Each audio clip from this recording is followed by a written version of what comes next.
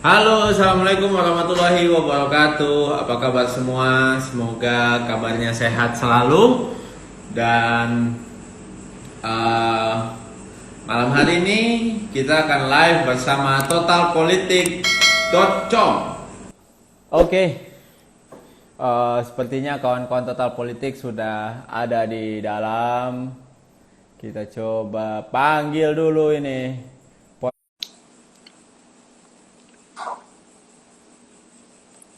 Enggak kelihatan. Ari Putra Halo, Valdo Maldini. yang punya total dunia Yang politik. dunia politik. Apa kabar nih Ari Putra Baik, nih? bro. Udah lama nggak ketemu, bro. Anda jangan berdusta Anda. Ya, kita Oh ya, terakhir bikin podcast kan ya. gua mau bilang happy birthday dulu juga nih buat Kabupaten Pesisir Selatan. Oke. Selamat ulang tahun Makasih, Kabupaten bro. Pesisir Selatan. Semoga tidak lagi jadi kabupaten termiskin nomor 3 di Sumatera Barat. Nomor 2, bro. Nomor 2 ya. Hmm, Kalau lebih tahu sih. Anda itu ngelihat data yang benar. Hah? Ngelihat data yang benar. Jangan kayak teman-teman Anda dulu.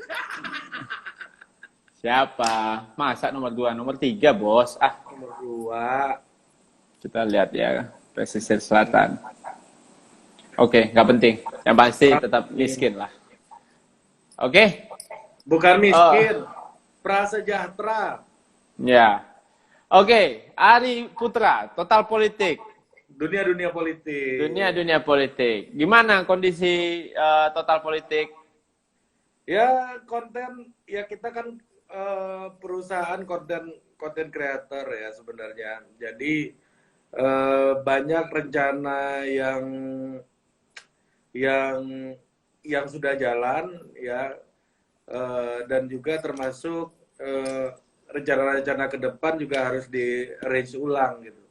Misalnya kayak face to face podcast yang biasa kita bikin tiap hari Jumat di Total Politik, sekarang juga harus kita benar-benar sulit untuk bikin jadwal sama narasumber segala macam gitu ya.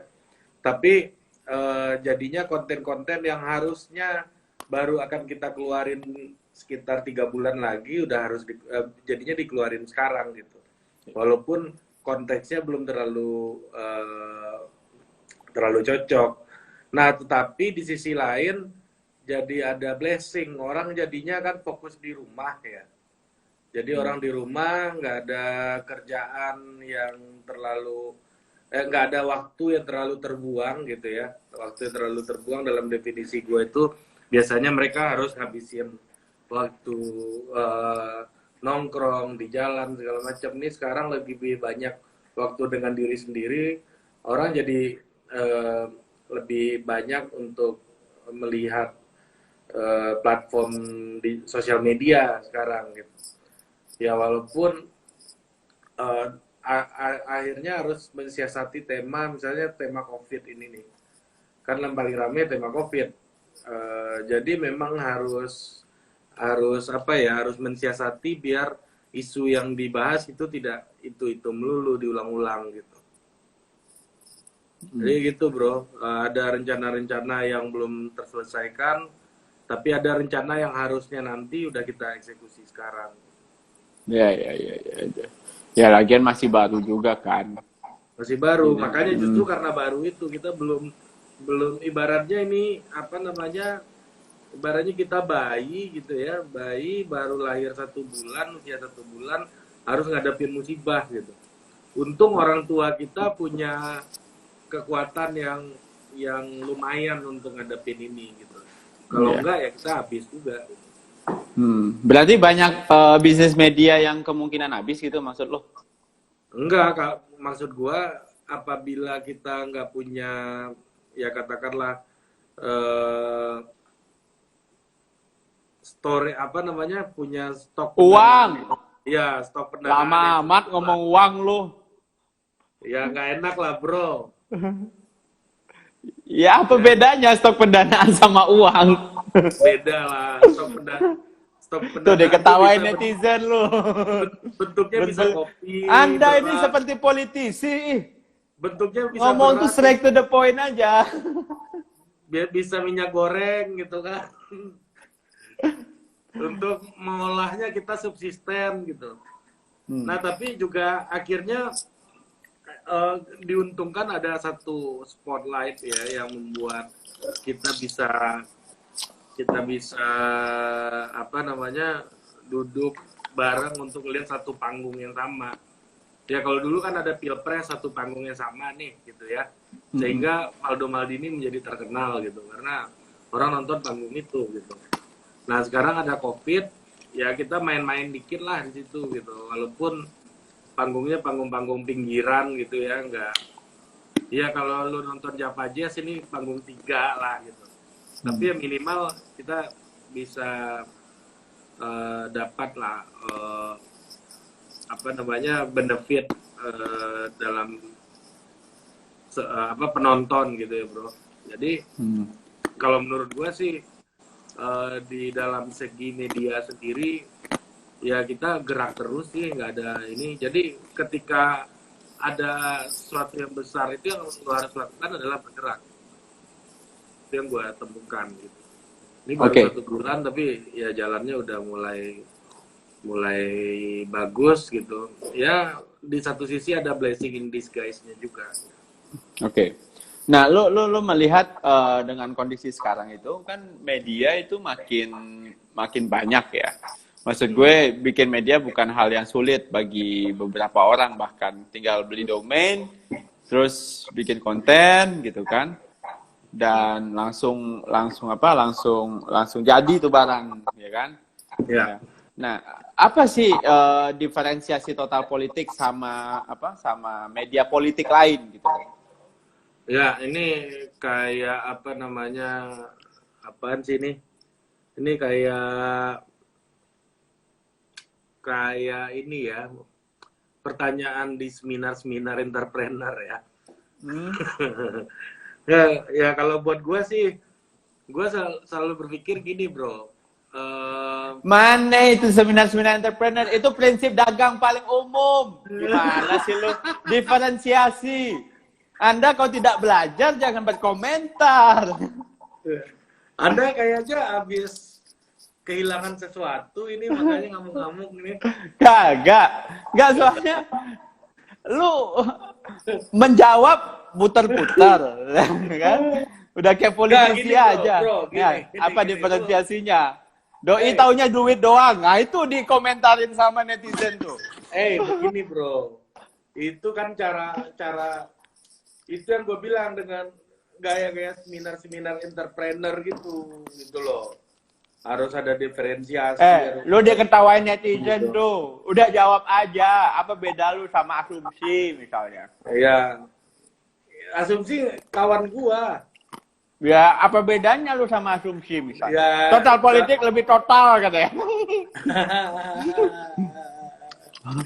Jadi gini bro, kalau di gua ya ngelihat menjawab pertanyaan lo singkatnya ya. Sebenarnya gue nggak mau bilang Total Politik nih jadi sebuah media itu instrumennya aja buat gue. Nah, Jadi gue beyond the media sebenarnya, karena basically orang-orang di Total Politik nggak ada yang jurnalis pada dasarnya. Mereka yang content creator gitu kan, dan kedua nggak pernah kerja di TV. Gue sengaja nyari orang yang nggak pernah kerja di media lah, tapi memang orang-orang yang bekerja di dunia politik gitu. Nah jadi Total Politik ini sebenarnya ini Total Politik lebih segmented dibanding asumsi. Bentar dulu bro, gua Makanya itu adalah orang yang mengerti poin pertanyaan. Ini sebenarnya adalah apa namanya, wadah pembahasan konten-konten politik gitu ya. Wadah dalam pembahasan konten-konten politik yang kebanyakan orang-orang di dalamnya adalah orang-orang yang terlibat dalam campaign, dalam kajian politik, dalam dalam dunia politik lah intinya. Ya, jadi gue nggak ada jurnalis nih bro di sini, bukan gue merendahkan pekerjaan jurnalis, bukan, tapi memang diferensiasinya justru itu, gue nggak mau ini ketrap menjadi sebuah media sebenarnya. Ini ini harus lebih daripada media korporasi gitu. Karena gue ngebayanginnya bisnis modelnya tidak seperti media memang dari awal gitu. Dari awal gue bikin Total Politik itu gue nggak berpikir ini akan menjadi sebuah media yang menjalankan bisnis modelnya sebagaimana media pada umumnya gitu. Kalau lu tanya apa media pada umumnya, kan banyak di iklan gitu ya, revenue streamnya banyak di iklan lah, terus placement, built-in segala macam. Kalau gue mungkin lebih banyak di capacity building dan training sebenarnya nanti. Tuh langsung ditebak netizen tuh, bukan media nih, tapi konsultan politik nih. Kata dia. Makanya. Dulunya mantan-mantan lah, tentara pulang perang, ini veteran lagi kumpul-kumpul, nah bikin Total Politik gitu. Iya. Jadi bisnis modelnya ya semoga bukan, bahkan gua pun di Total Politik juga jalan misalnya, gua akan banyak orang, ya misalnya gini deh, gua bantu satu orang politisi gitu misalnya melalui Total Politik misalnya ya, untuk untuk bantu mereka publikasi mereka naik di media-media nasional lainnya kita kerjain gitu. I see. Terus gimana kaitannya dengan independensinya nanti? Berarti Total Politik akan punya arah ya untuk salah satu kandidat dong? Ya, gini bro. Independensinya itu kan bukan dari positioning gitu, tapi apakah dia masih memenuhi kaidah independen itu tanpa intervensi gitu. Jadi kita tetap bisa menjalani isu-isu yang ingin kita bahas, tetap bisa dengan bebas mendiskusikan apa yang kita pengen, apa yang menurut kita strategis, ya sejauh ini masih sangat dibuka ruang itu gitu. Nah, tapi kalau klien lu nggak mungkin lo hajar dong? Apa? Nggak mungkin ngehajar orang yang lu dukung dong? Hah? Kan katanya ada jasa itu. Gimana sih maksudnya membedakannya? Membedakan apa? Tipis banget. Gimana sih? Gue nggak nanggap nih penjelasan lo. Coba lo ulang lagi deh. Nah gini bro, jadi memang bisnis modelnya itu nggak seperti media Total Politik. Jadi memang misalnya gue berhak dong bilang kalau klien gue misalnya konten lu nggak layak nih, gitu loh. Jadi daripada lu malu-maluin naik di sini, mending gak usah gitu loh. Ya kalau lu nggak mau ya nggak apa-apa. Makanya gue bilang ini training dan enhancing capacity gitu, improving capacity. Kalau lu nggak layak muncul di media, mending nggak usah gitu loh. Jadi yang harus kita lakukan adalah membuat orang untuk layak menjadi seorang seorang katakanlah political figure gitu. Jadi yang kita dorong itu jadi bukan merekanya yang kita lindungi, tapi standar mereka yang kita coba untuk naikin gitu loh bro. Karena visi idealismenya adalah sebenarnya Total Politik itu ujungnya adalah meningkatkan kualitas diskusi publik politik kita. Jadi kalau lu mau hantam Cina ya minimal ada argumentasi geopolitiknya lah gitu. Jangan asal wah ini konspirasi Cina, jangan kayak gitu juga gitu. Nah, tapi dalam hal ini kalau misalnya independensi klien segala macam, ya menurut gua ya kita tinggal fair-fairan aja. Dan gua udah sebelum ada Total Politik pun gua berkali-kali untuk katain orang tuh kalau nggak mampu tuh muncul di TV nggak usah dulu, latihan dulu. Dan lu sendiri pernah lihat gua kan melatih beberapa orang dan gua agak strict di dalam soal standar gitu. Nah, termasuk di total politik ini, gue bukan nggak akan hantam klien gue, bukan. Tapi bagaimana caranya standarnya dia itu naik.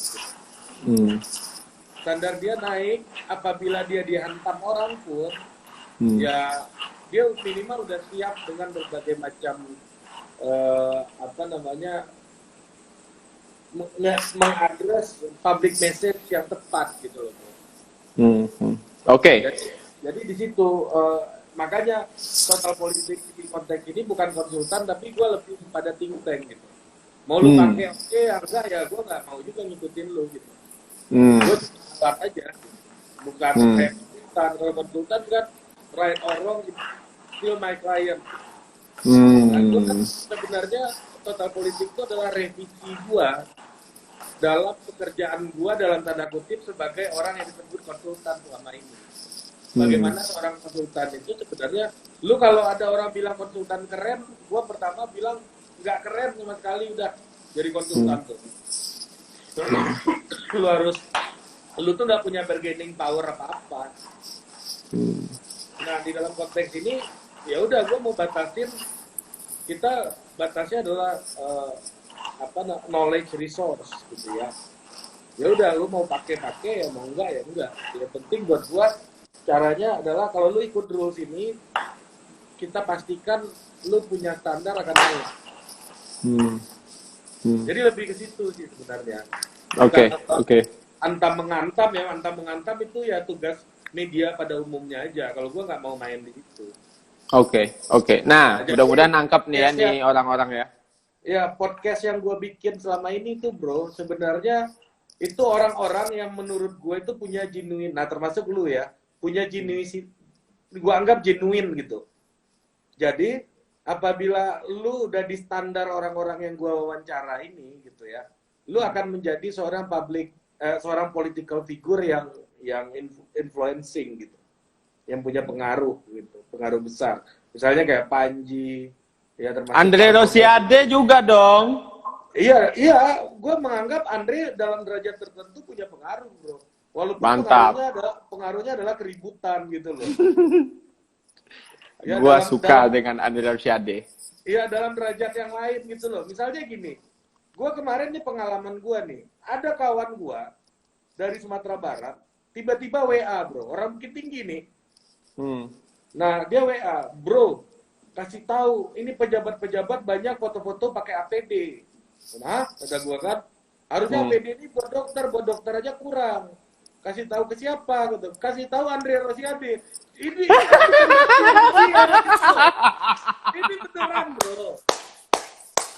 Bukit Tinggi itu bukan dapilnya Andre, kata gua. Hidup Andre Rosiade. Iya, Andre itu akhirnya punya fungsi yang seperti itu gitu loh. Iya, jadi tukang sorak. Tapi DPR memang begitu harusnya. Apa? DPR memang itu tugasnya kan? Iya, enggak dalam. Ya, kan di situ ada anggota DPR yang lain gitu. Iya. Anggota DPR dari Gerindra juga ya? Dari Gerindra juga, milenial juga. Gitu. Andre nggak milenial. Iya. Jangan ngomong milenial lagi sensitif. Nah, kalau gue bilang mereka.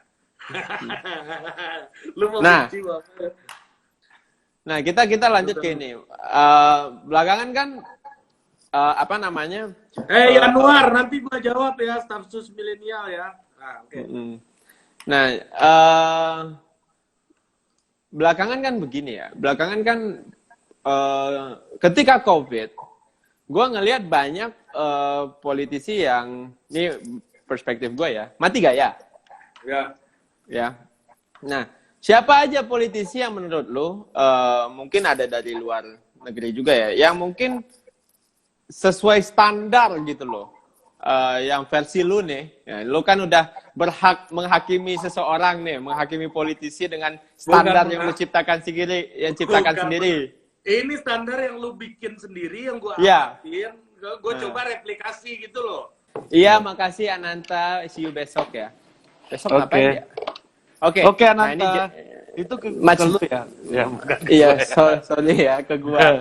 Gimana? Menurut lu, mungkin lo bisa share, karena kan lo banyak nih mengamati politisi nih. Mungkin yang conversation-nya oke. message-nya oke? Ya, menurut gua pertama Donald Trump di Amerika saat ini.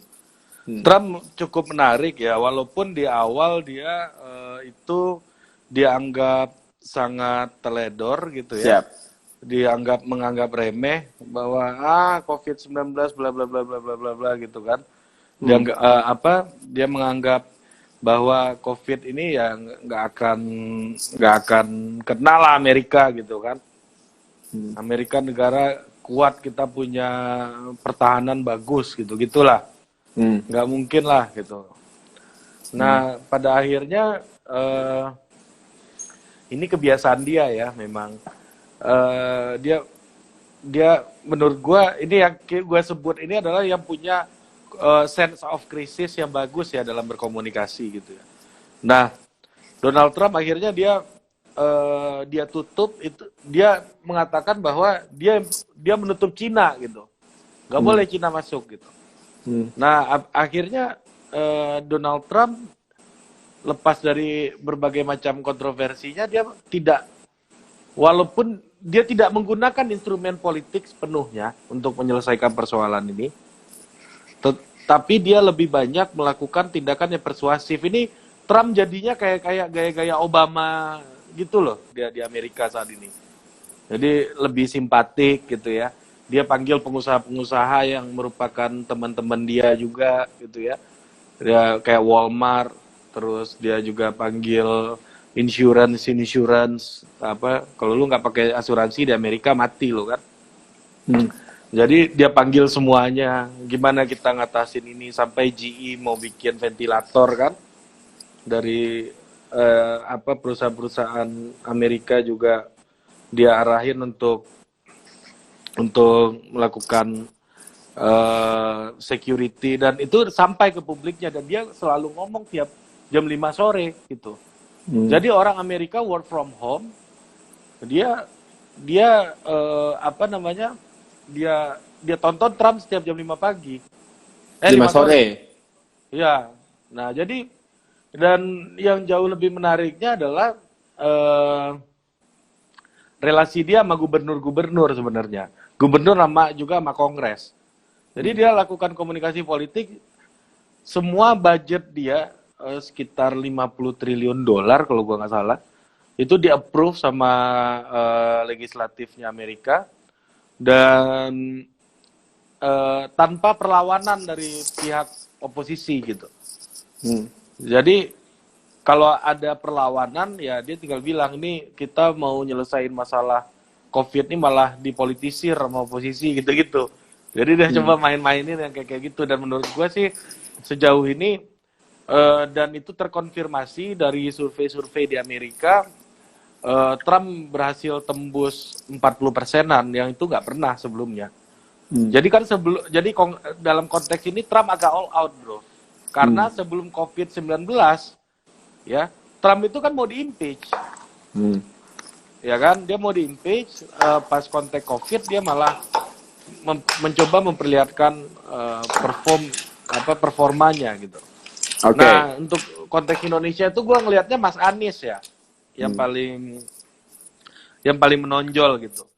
Jadi dia kan memang berusaha untuk memperlihatkan kepemimpinannya yang benar-benar fokus kepada manusia gitu. Jadi kan tagline-nya dari awal maju kotanya, bahagia warganya, membangun manusia segala macam gitu ya. Yang narasi itu kembali dia mainin lagi dalam situasi krisis gitu. Kayak misalnya memang orang Depok yang kena pertama kali katanya. Tapi itu kenanya di mana? Di Jakarta, kata Mas Anies kan. Emang di Jakarta ya, bukannya di Depok ya? Enggak, Jakarta, kata Mas Anies. Lu lihat aja video. Enggak, maksud gue aslinya kenanya di Jakarta atau di Depok? Jakarta. Setahu gue Jakarta. Dia kan lagi pesta dansa apa di Jakarta. Nah, soalnya kalau Mas Anies ngomong memang meyakinkan sekali, bro. Iya, that's his power. Dan memang seorang Anies Baswedan itu adalah orang yang mampu rise ketika adanya ketegangan atau krisis kayak gini, bro. Dan dia udah teruji dalam hal ini kan. Beberapa kali kan, misalnya kayak 212, akhirnya dia taking the momentum juga kan. Jadi ada gejolak, ada konflik, ya orang yang namanya Anies Baswedan ini selalu muncul sebagai seorang ikon lah gitu, the icon of conflict gitu. Dan gue yakin kalau corona ini panjang nih, panggungnya Mas Anies makin panjang juga gitu. Kayak dia pembagian sembako, bantuan sosial juga udah jalan, dan menurut gue respon di masyarakat cukup bagus gitu ya. Kalau di Indonesia lagi mungkin Mas Ganjar juga dapat spotlight yang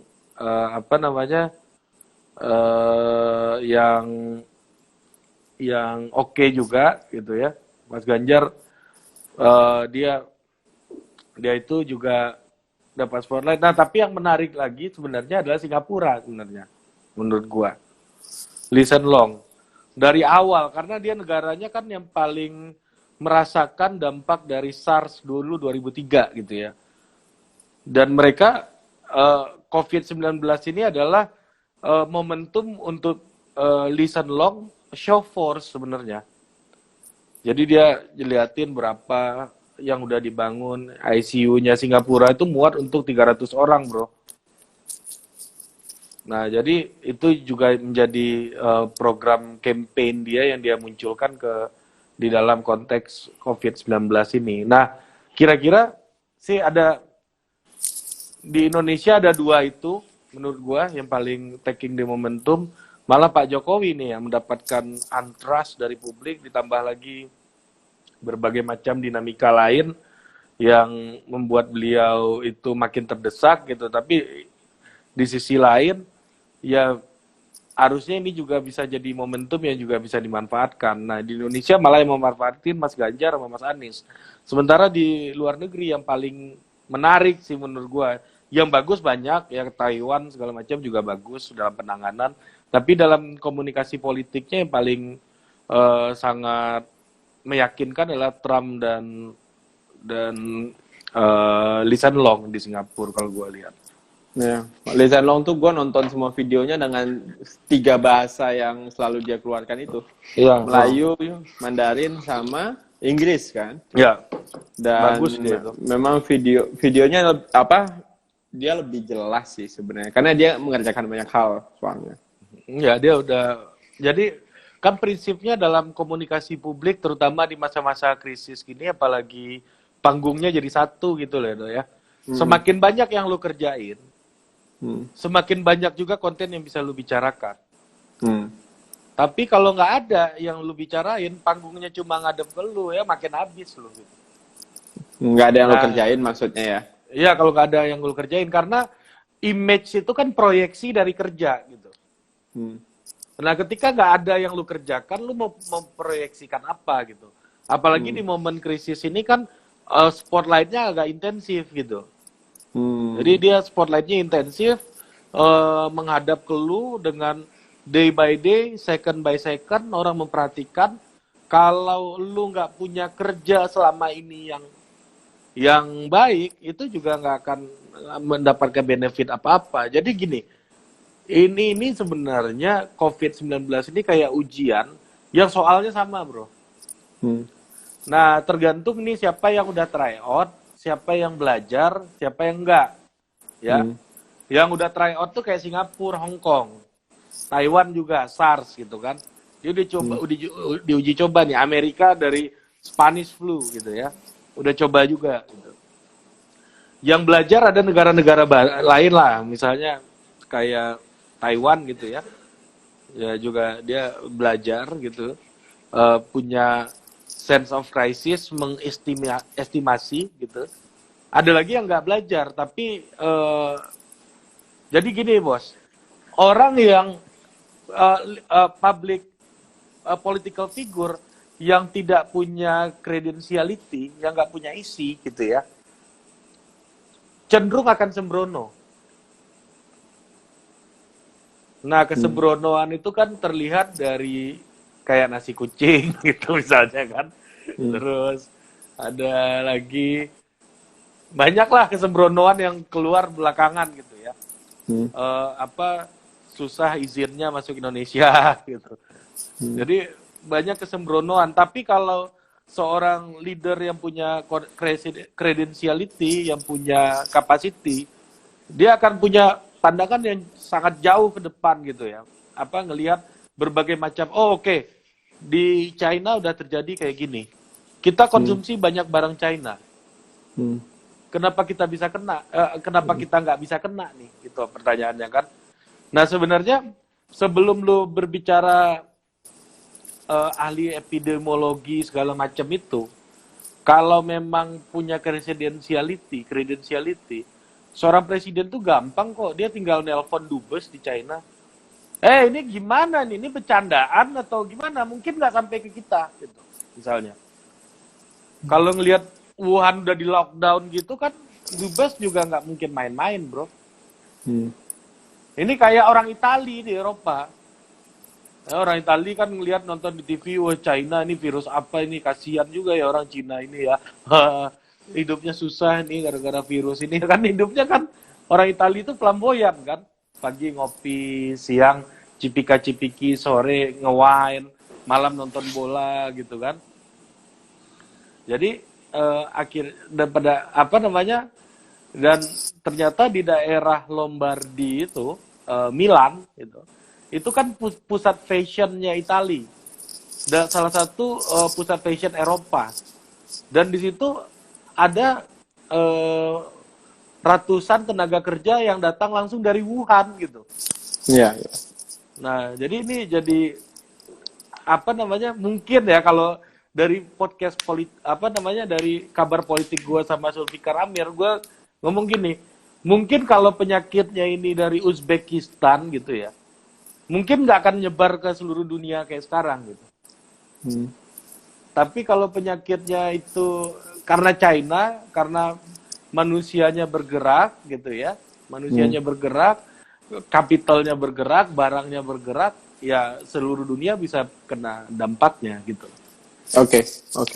Nah, ini kita bahas sesuatu yang rada-rada rame nih. Soalnya itu kan udah ada di kabar politik lu sebenarnya kan. Iya kan, gue lagi promo di sini. Bukan iya, politik, iya kan. Total Kalau enggak politik. ngapain gue ini live sama lu, Dok? Lah. Ya kan, Oke. Tadis, Deli Ferdian, halo Deli. Mari kita bicara tentang stafsus milenial. Oke. Silakan pendapat Anda, Bung Ari. Gua sih selalu begini, Bos. Ya, kalau gua gini, melihat mereka dari awal ya. Jokowi mengambil stafsus milenial. Gue banyak gak setujunya dengan Pak Jokowi. Banyak menurut gue komunikasi Pak Jokowi buruk. Anda milih siapa kemarin? Pak Jokowi. Tapi ya, kehadiran mereka di sana itu adalah investasi masa depan untuk Indonesia, untuk negara ini menurut gua. Ya. Dan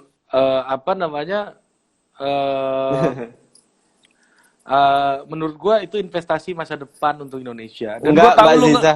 Jangan saya, Mbak Ziza. Gua tahu lu nggak akan mau komentar untuk isu ini, gitu kan? Makanya gua aja yang ngomong. Ya kan? Jadi menurut gua mereka adalah investasi masa depan Indonesia. Ini ada orang-orang potensial nih, Bro. Yang selama ini lu ngomongin kalau ada orang bagus, punya kapasitas masuk parpol.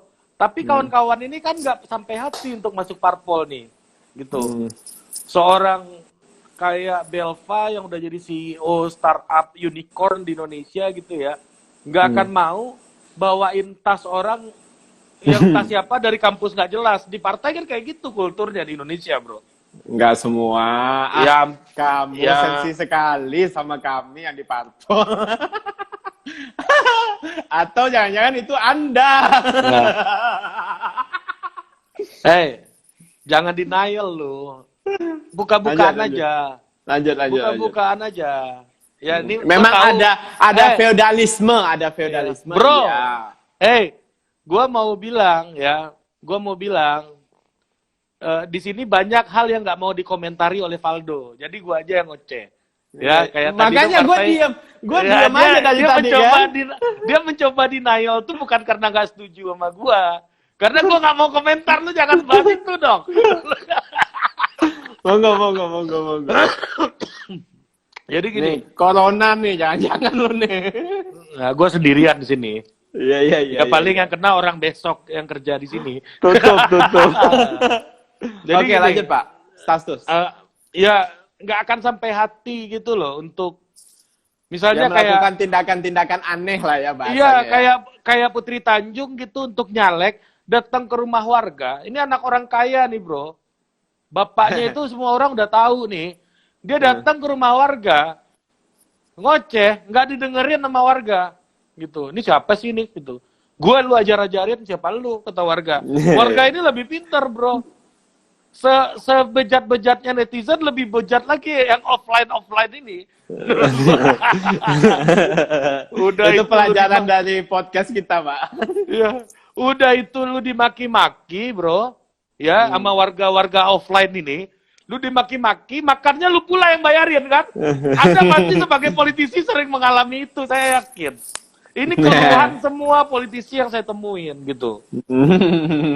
Nah, No jadi comment. orang kayak Putri Tanjung, gue rasa dia nggak akan kuat hati untuk melakukan itu, untuk masuk kepada. Nah, gue suka analoginya Panji gitu ya. Panji itu bilang gini, kalau lu masuk ke politik itu kayak masuk septic tank. Sepintar-pintarnya lu ngelak, pasti lu kena tai gitu, kata Panji. Nah, ini kan Princess and Prince of many kingdoms in Indonesia gitu ya. Nah, mereka ini kan nggak mungkin untuk kena tai gitu loh, bro. Nah, masuk ke staf sus milenial ini pada awalnya gue bilang, ini kena tai nih bentar lagi nih. Makanya gue appreciate gitu loh. Nggak mudah, bro. Gini loh, gue gampang aja lah gue ngomong. Ini staf sus milenial. Kerjaan mereka ceramah-ceramah di seminar entrepreneurship macam-macam mereknya gitu kan. Dari A sampai Z macam-macam lah mereknya. Seminar entrepreneurship nih ya. Memberikan harapan-harapan dunia lain utopia gitu ya kepada audiensnya ini. Jangan-jangan Anda korban. Utopia Saya gitu ya. tidak saya mending jadi tukang angkat tas saja, Pak. Nggak kuat. Ya, jadi masuk ke dunia kayak begitu, biasa ngomong, ngoceh segala macam, ternyata masuk ke politik, rumusnya udah beda, bro. Ini kepentingan gue, ini kepentingan lu, gitu. Nah, ketika mereka berdiri di situ, yang pertama kali menghantam mereka adalah pendukung Jokowi sendiri, gue yakin. Kenapa tuh? Kenapa? Hah?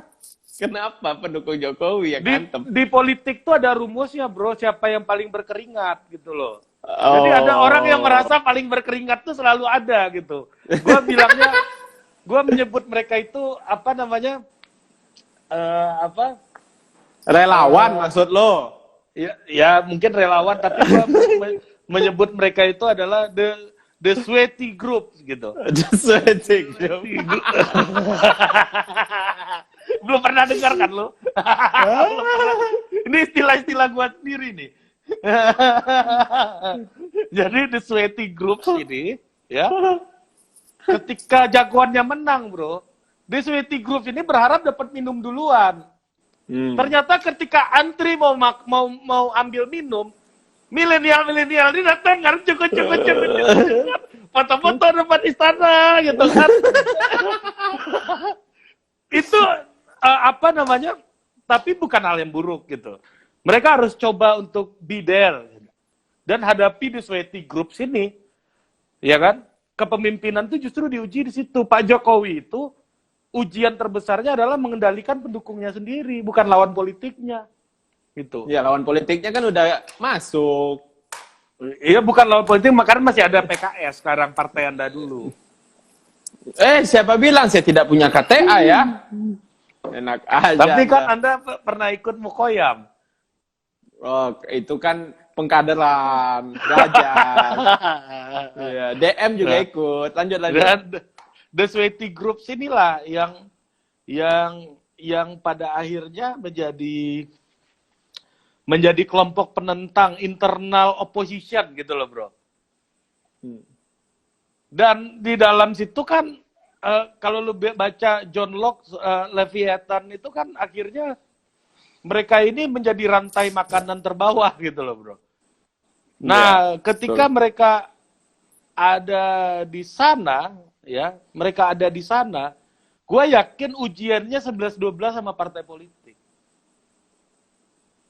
Gue yakin tuh, karena gue nggak begitu apa namanya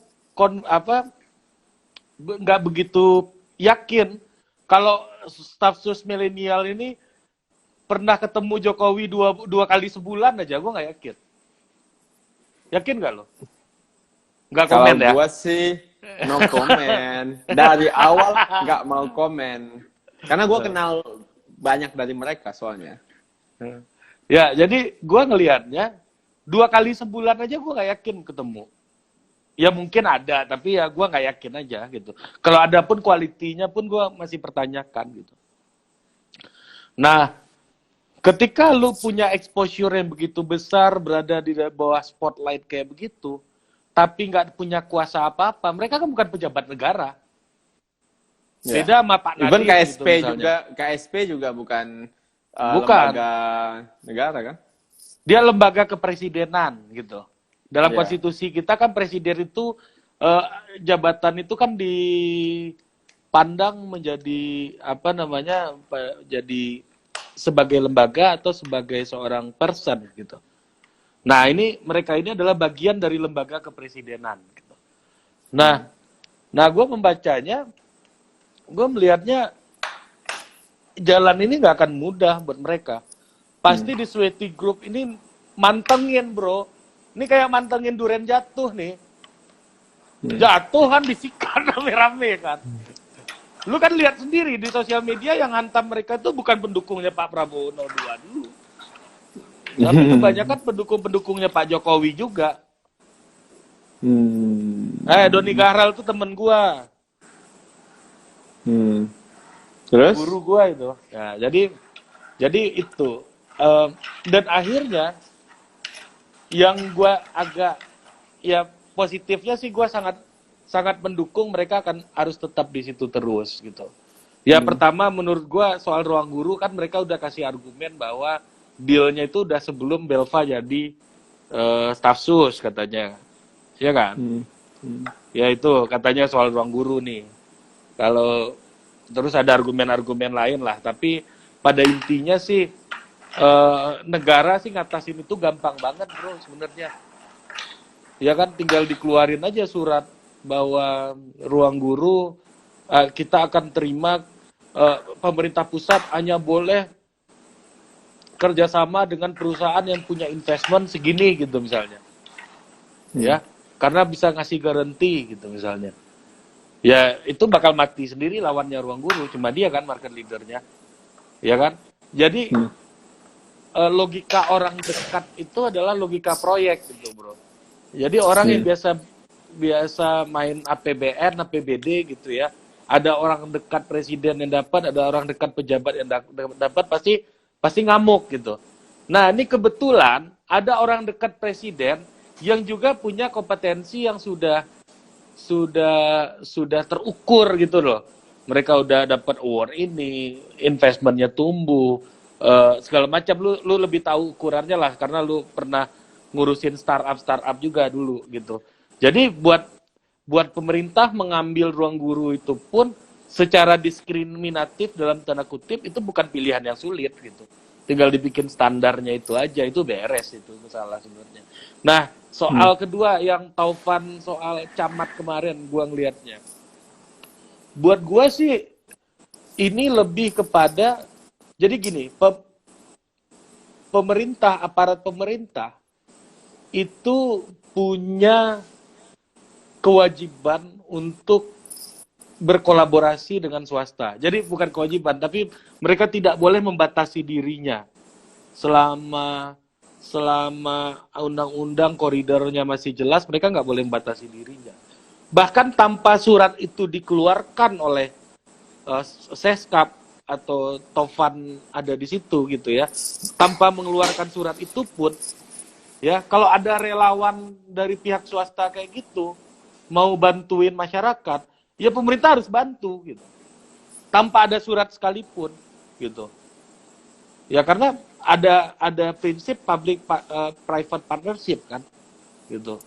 yang sudah menjadi kelaziman dalam proses pembangunan karena negara tidak bisa membiayai sendiri proses pembangunan di seluruh dunia, gak hanya di Indonesia. Bahkan Trump di Amerika pun sekarang ventilator segala macam itu public-private partnership semua. Nah, dalam konteks ini itu satu. Ya selain kita ngomongin kualifikasi Amarta sendiri yang juga perusahaan yang mumpuni ya, tanpa Taufan ada di staff sus pun mereka tetap market leader sih menurut gua gitu. Terus yang kedua, ini juga sebenarnya sentilan bagaimana pemerintah daerah itu tidak dipercaya oleh pemerintah pusat dalam performa gitu. Kenapa harus si Taufan bikin surat kayak begitu? Gitu loh.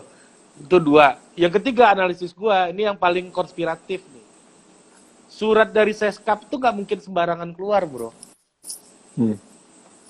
Udah pasti ada nomornya, udah pasti ada tanggalnya, udah pasti ada disposisi segala macam gitu ya. Ya kan? Kan nggak mungkin sembarangan dong surat itu keluar. Ya kan? Pasti ada deposisi, apalagi ini lembaga kepresidenan loh gitu. Dan tembusannya banyak loh itu. Tembusannya banyak kan, nggak mungkin sembarangan dong. Nah, mungkin aja nih ada yang nggak tahu ya, mungkin ada yang nggak seneng sama dia gitu kan, diantam aja dengan cara kayak gitu ya, mungkin aja gitu ya, ada kemungkinan. Gitu. Jadi ada banyak kemungkinan, tapi yang agak gue sayangkan adalah si Taufan narik surat itu membuktikan bahwa dia salah. Gitu. Harusnya jangan, lu maju terus aja. Kalau menurut gue. Bodoh amat lah. Nanti lu kalau ada yang komplain, ada lagi nggak perusahaan lain? Gue bikinin suratnya juga. Kan tinggal gitu aja, beres. Selain Amarta, ada lagi nggak yang mau masuk? Lu tinggal lalu-lalu aja kayak gitu. Sini, apa perusahaan lu namanya? Lu masuk nggak kualifikasi ini? Gitu. Kalau masuk ya udah gue bikinin surat juga ke camat. Perusahaannya Maldini and Maldini gitu kan, misalnya, atau Maldini Brothers gitu misalnya. Nah, dibikinin sama Seskap juga gitu loh. Jadi bukan hal besar sebenarnya gitu loh. Menurut gua. Ya kalau lu merasa lu didiskriminasi secara positif, ya prinsipnya biar orang nggak ribut, diskriminasi positif juga mereka. Kan itu aja. Dan itu bukan hal yang menakutkan juga buat perusahaan sekelas Amarta untuk compete. Mereka nggak ada negara pun compete menang kok. Gitu. Nah jadi menurut gua ini adalah investasi masa depan negara ini, masa depan Indonesia gitu ya, terhadap staf sus milenial ini anggap aja membawa orang-orang terbaik startup untuk wisata politik, gitulah kira-kira bro. Kan mereka nggak pernah berpolitik nih, nggak pernah KNPI, nggak pernah HIPMI, Kestahu gue ya orang-orang ini ya. Itu ada gak mantan ketua parpol, ini kok satu. pernah Mantan ketua PMI satu, Bos. Iya, satu orang aja. Kawan ini kan agak aman, nggak pernah muncul-muncul dia. No comment. yang masalah kan yang startup ini, yang biasa seminar motivasi ini loh. Begitu sih gue melihatnya. Amarta itu financial company ya, Do ya? Dia gua nggak begitu ngikutin, lu yang lebih ngerti startup kan. Microfinance dia. Ya kayak Muhammad Yunus gitu ya di di Pakistan. Grameen Bank. Ya. Bangladesh. Ya. Oke. Ya gitu sih kalau gua ngelihatnya. Sip. Haritanu itu bukan staf sus, Haritanu itu wakil menteri ya pariwisata kan anaknya kan. Wamen Parekraf. Ya. Salah Anda Ilham Daviza. Ya. Gak apa-apa. P2P lending, betul. P2P lending juga. Nah itu. Mungkin ini kan udah hampir sejam nih, 10 menit lagi, Pak. Iya, gue ngoceh terus dari tadi nih. Jarang-jarang gue ditanya-tanyain. Biasanya gue yang nanyain orang, bro. Ya, karena gue sering ditanyain, saatnya gue nanyain. Ternyata micro fintech ya. Ini apa pesan-pesan lo untuk para politisi now and for the future? Kalau buat gua ya, hari ini tuh salah satu orang yang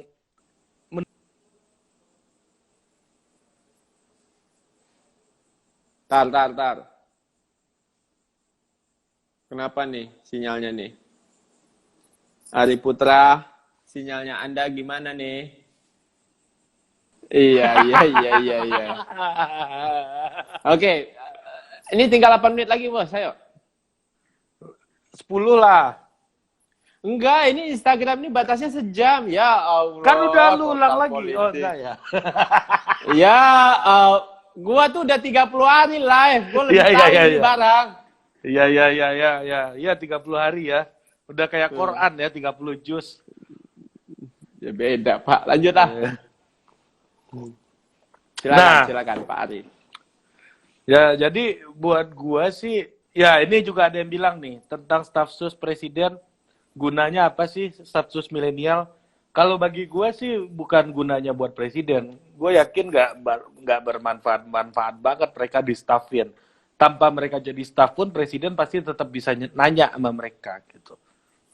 Ya tapi di sisi lain nih ada anak-anak muda yang dia anggap potensial gitu ya, yang dianggap potensial, disuruh magang lah di pemerintahan gitu. Jadi disuruh magang untuk ngelihat realitas politik sebenarnya. Siapa tahu mereka kebablasan habis ini atau kapok, kan pilihannya cuma 2. Kalau lu kebablasan, lu beneran tarung di politik, siapa tahu habis ini mereka masuk pilkada atau apa gitu kan, atau kapok.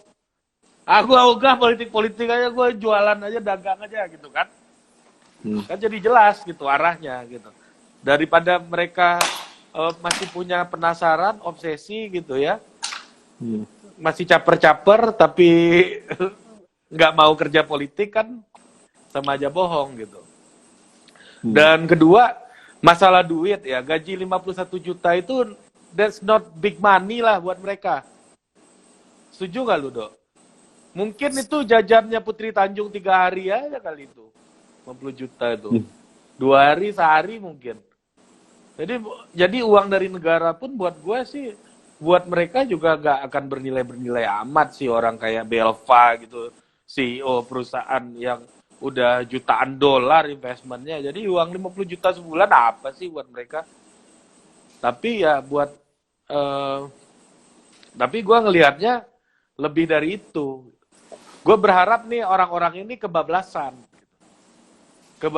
pengen cari tahu lebih dalam lagi politik, pengen cari tahu lebih dalam lagi apa yang bisa mereka kerjakan di politik, karena memang sumber masalahnya ada memang di politik.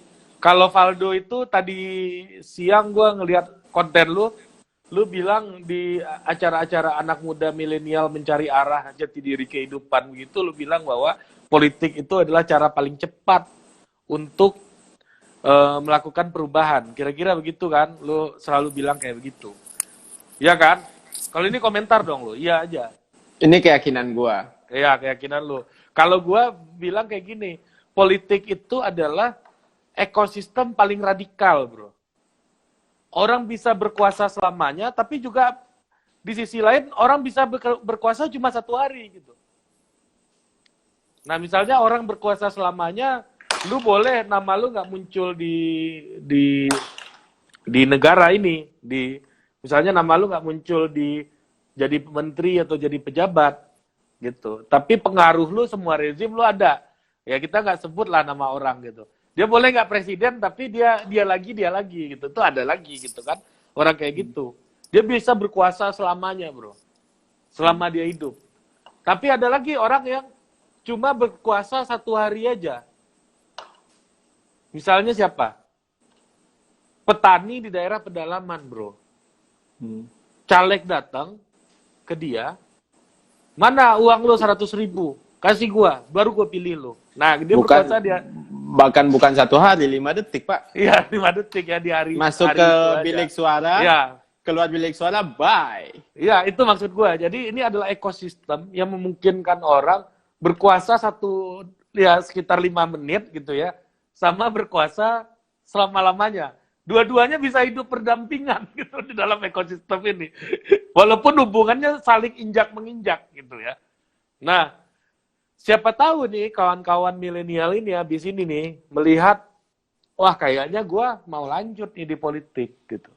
Nah ini, ya gue yakin warna politik kita akan beda apabila di dalam politik kita itu ada orang-orang kayak Valdo, Samara, Rian Ernest, nanti Belva masuk, Iman Usman masuk, Zaki Bukalapak masuk semuanya orang-orang yang apa ya, ketertarikannya tuh lebih kepada memenuhi passionnya gitu loh. Kayak orang-orang itu udah ya duit satu hal yang penting. Kita nggak tahu nih orang-orang milenial sekarang kan cara hidupnya udah berubah. Mereka nggak apa-apa, nggak punya rumah, nggak punya tanah berhektar-hektar, tapi bisa liburan keliling Eropa setiap bulan gitu misalnya, backpacking kemana gitu. Jadi cara hidupnya udah berubah dan orang-orang kayak gini ketika masuk politik akan menghasilkan model yang lain lagi gitu. Nah, dalam konteks ini berkaitan dengan pertanyaan lu tadi, ya gue mau menggarisbawahi politisi milenial ini, ya lu lanjut aja bro. Udahlah, politisi yang udah establish hari ini tuh udah juga sering salah dulu. You're just a baby in politics gitu. Pak Luhut salahnya kayak gimana kita tahu lah dulu. Kalau baca biografinya Pak Luhut, susah-susah hidupnya dulu kita juga tahu gitu. Ada kesalahan dia juga gitu. Ada lagi orang yang dianggap, ya banyak lah orang-orang yang pernah melakukan kesalahan yang bahkan lebih parah daripada apa yang teman-teman itu lakukan. Ya anggap aja, ya di politik namanya anggap aja uang sekolah udah. Ya, Axel. Ya beruntung lah, langsung belajar di ring 1. Nah, satu lagi, prinsip politik sih menurut gua nih ya, kalau lu nggak di ring 1, nggak usah. Atau lu ring 1-nya sekalian gitu. Udah, kalau nggak masih di ring 2, ring 3 gitu, misalnya lu di Golkar, mau ketemu Erlangga Hartarto itu lu harus nunggu dulu berbulan-bulan, ya jangan masuk Golkar gitu maksud gua. Tapi kalau gue misalnya gue orang Sumbar, orang Bukit Tinggi gitu kan, gue mau ngontak Valdo Maldini di PSI, bisa tinggal gue telepon aja gitu kan. Nah jadinya gue masuk PSI aja, karena gue di ring 1 nih di PSI gitu. Nah kira-kira begitu prinsipnya dalam politik. Dan otot-otot itu dilatih terus. Gue yakin orang kayak Valdo Maldini ini dulu di UI gue termasuk penghujatnya loh. Ini si kampret nih, baliho di mana-mana, demo tiap minggu bikin macet aja. Gue termasuk penghujat lu dulu. Dan tapi lu dihujat orang-orang kayak gue, lu jalan terus kan dong gitu.